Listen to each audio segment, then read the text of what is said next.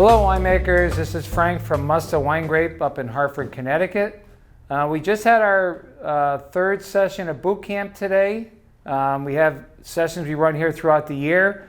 So we just got done doing some pressing today on some Malbec, which came out very nice. So I thought this would be a good time to talk about some of the products that we use while we make our wine. These are all available up at the store. So I want to give you a little bit of information.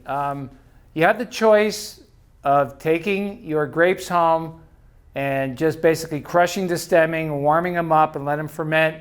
When they're done fermenting, boiling, bubbling, whatever you want to call it, they press and there's your wine. Well, we try to put a little bit more into that. And the way that we teach the boot camp here, by the way, is the way that we make wine at wineries too. So when we teach you how to become a home winemaker, we also teach you the proper way and to put the proper additives. Everything you see on this board is not deadly, it's all natural, it's vitamins, minerals, tannins, and so forth. So let me go through this list with you so you can get a feel of what we do when we make our wine. So up on top, one of the first things we use is potassium metabisulfite. Some people call it meta, some people call it sulfite.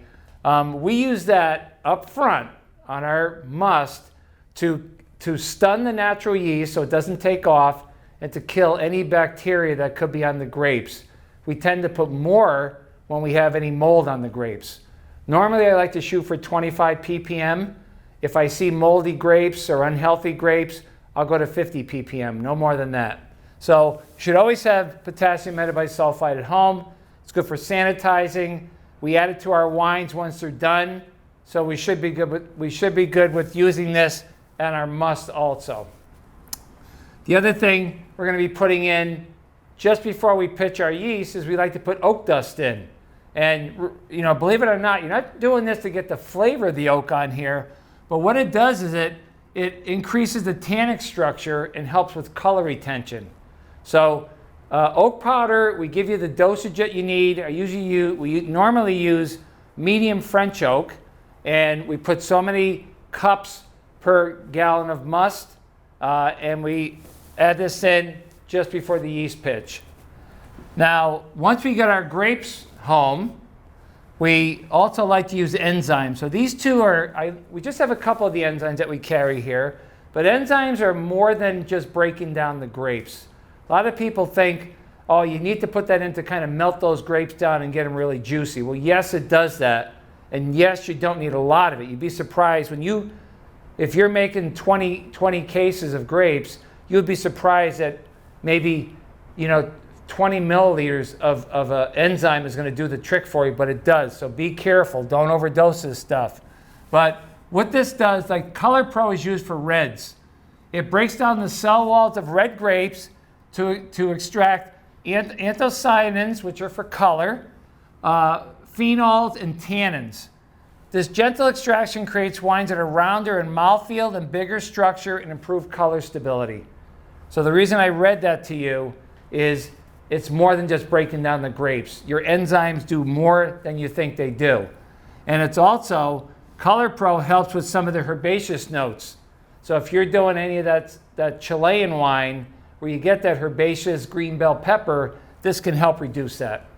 When it comes to white wines, we use a different product. We use sin-free. It's used strictly for whites.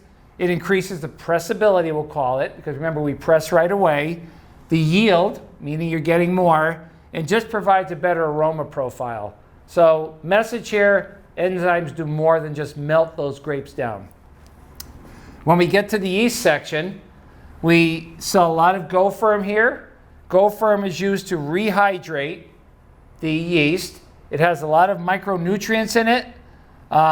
It enhances the kinetics and the potential of that yeast to multiply and to become stronger. And I say here that the result of this is a stronger and complete fermentation. So when we prep our yeast, we need a rehydration protocol, and then we need our yeast. So a little lengthy on the yeast here, but let me read a little bit of this. The role of the yeast in winemaking is the most important element that distinguishes the wine from grape juice. In the presence of oxygen, Yeast converts the sugar of the wine grapes into alcohol and carbon dioxide through the process of fermentation. The more sugars in the grapes, the higher the potential alcohol in the wine. And the yeast need to carry this out to dryness. So we have to make sure we select the right yeast. One of the reasons that we use yeast is it's a predictability of the fermentation to make it through all the survival factors without having any complications. So the long story short is I highly recommend to customers to buy a cultured yeast that can do the job and get it done, rehydrate it properly using GoFirm. And that will give you the yeast population that when you pitch that into that must, and that must is balanced properly, which we've done in other videos, you're going to get a strong, steady, complete fermentation. And that's one of the most important things you can do as a winemaker.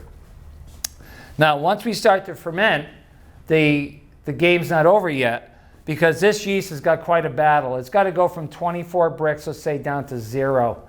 So once fermentation starts, we add in a product here called Firmado, which is a Scott product. It's a autolyzed yeast nutrient with a high content of organic nitrogen or amino acids. All right, this does not have DAP in it. That's the big difference. Years ago, there was just Fermade K.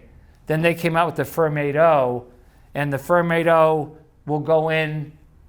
Once fermentation starts, we put the Firmado in, and then when we're a third of the way through fermentation, so from 24 bricks down to 15, 16 bricks, then we hit it with our second and final nutrient, which is Fermade K. Fermade K does have DAP in it, and Fermade K is kind of like the power bar that's going to help it along the rest of the way. So you need to have your fermentation running cool and steady, and when you see that window where the Fermade K goes in, you better be there. All right, so keep an eye on it. Watch out, because once you get the K in, you can kind of take a nap, because all you're going to do at this point is punch down. You don't have to watch where the bricks level is. Yes, we still check temperature. Yes, we still check to make sure that we're punching down and getting air into the fermentation. Right? We need to do those punch downs 3 to 4 times a day. So Fermade K, there's a description on here. It's on our website. But it basically, these are the 2 nutrient hits we give it. The other thing we like to use, if necessary, is DAP, DAP, which we sell, which is pure nitrogen, which is one of the key components that yeast needs to survive. So we also add into our wine tannins, all right? And people don't understand that. And actually, these 2 smell the best. When you add these into the wine, they smell so good. They smell like coffee and chocolate, so they're wonderful. And these are natural products that we're using. So it's right here, the FT Rouge, which is used for reds. It's tannin derived from exotic woods and chestnut. So these tannins come from wood. Some tannins come from grape skin, but these are from wood. At the beginning of the fermentation, it helps preserve the grape's natural tannins so they can combine with the anthocyanins to create stable color. And it also helps with mouthfeel. So if you notice here, the purpose of this is to combine with the anthocyanins, because what will happen is the anthocyanins the proteins and the pectins will drop out and take the anthocyanins with them. So what we do when we add this in, you've heard this term before called sacrificial tannins. So rather than losing the tannins that are actually in the grapes, we add more tannins to it, natural tannins, that will be the sacrificial tannins. They'll drop, but leave the natural tannins in the wine from the grape. And that's what we're trying to do to help maintain color and mouthfeel. The same thing happens with FT Blanc. FT Blanc is a tannin. It's made out of a white gallnut tannin, and this is used for white wines. It protects the wine from browning and acts as an antioxidant. All right. It also tells you here that it also contributes to the notes of minerality on the wine. So this FT Blanc tannin will help the wine not just with browning, but it will also help with the aroma and the flavor too. So we recommend that we put tannins into our wine during the fermentation. The last one I want to talk about here is it's called yeast derivative nutrients. Okay, it sounds strange, but we talked about nutrients over here. We talked about yeast over here, but this is the actual term that the vendors will use. Scott, Anardis, Lafort, Gusmer. They call it yeast derivative nutrient.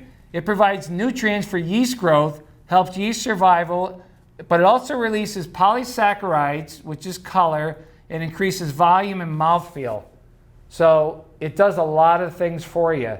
And I listed 4 of them here for you. The Opti-Red and the Opti-White, reds and whites obviously, and then Booster Rouge for the red and Booster Blanc for the white. So if you read up on Opti-Red, it's used at the beginning of the wine fermentation to obtain fuller body, more color, stability, and smooth palate wines. So it helps with the entire wine itself. It's not just for the color like the name would apply here. With Opti-White, it enhances smoothness and helps avoid browning and protects fresh aromas. So Opti-White is what we're going to use for those whites to get those big florals on them. We're trying to get the grapefruit and the lemons and pineapple, so that will help us there. And then you have the option of just using these 2, or one for red, one for white, but you could also put in these also, and that's your choice. We have Booster Rouge and Booster Blanc. Booster Rouge helps with a 4-mouth volume and tannic intensity, as well as aroma. So this kind of plays the role with Opti-Red. And then Booster Blanc smooths mid-palate intensity and fresh varietal fruit aromas, while diminishing bitterness, vegetal, and chemical perception. So they all have their reason. So I don't like to call them a nutrient, but that's truly what they are called. The last thing that we like to do to our wine is we like to put malolactic bacteria in our reds.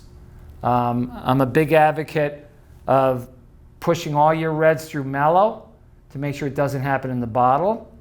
And also, where do you do mallow on whites? Normally it's on those buttery Chardonnays. We'll do mallow on that. Not many people do mallow on any of the other whites because you want that bright crispness. And what mallow does, we did a really nice recording for you on that.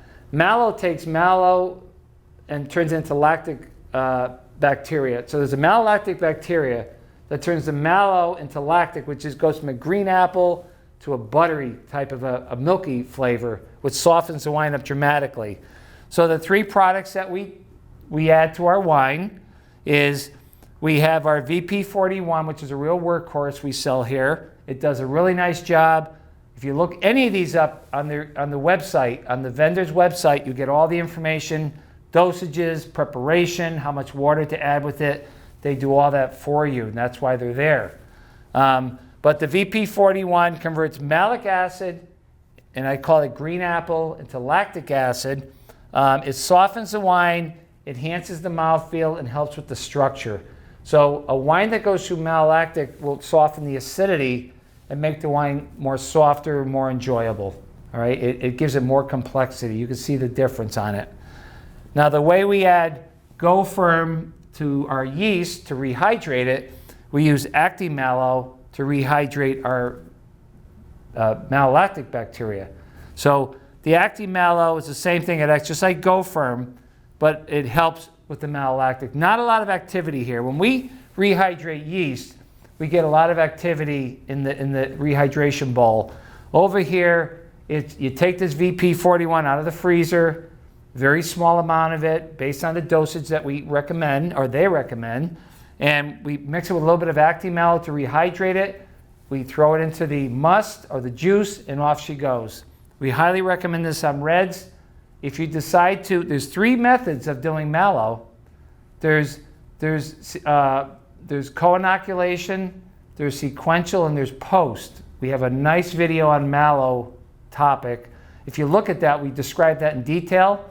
But if you're going to do a post-inoculation, meaning you're going to add it after the fermentation's done and pressed, then we would go with the Opti-Mallow. And this is just a nutrient for the VP41. When we add VP41 in during the fermentation, we don't need to add that in. I've actually checked with Scott on that, so we're okay if we use the nutrients that are active in that must at that point. Okay, so we do have packets at the store We label the packets. They come in different sizes. Here's some Tannin FT Rouge. We have some Opti-Red. We have larger packets. This is a small one. This is 6 grams, and this guy is good for a small batch of like 1 pail of juice or 6 gallons of wine. This one here is a little bit larger. This one, there's 50 grams in this. So we sell different sizes. We go up to much larger sizes and even bigger than that. So we ship to wineries. For the home winemakers, they come in, we'll give you exactly what you need, because let's face it, as a home winemaker, you want to use exactly what you want and not have any waste. So we give you the packet sizes that you need based on your volume of what you're making. Wineries buy much larger sizes, and they have the ability to store this. So, by the way, if I was going to store any of this, like this Firmado, if I didn't use it all, I would vacuum seal it, and then I would just keep it in a dry place. When you store your yeast, you store them in the refrigerator, vacuum sealed, keep them cool. When it comes to the Malo, when I buy it up here for my wines, I put it in the freezer, and I try to use it all up, because that's not something you can reseal and put back. So Malo is not something that I would like to save year for year. But a lot of these other products you can save and use for the next season. All right? So hope we helped you out. These are the things we add to our wine. They're all natural. You will find your wine quality will go way up. Your wine will be better. People will notice it. Try it and go make some good wine.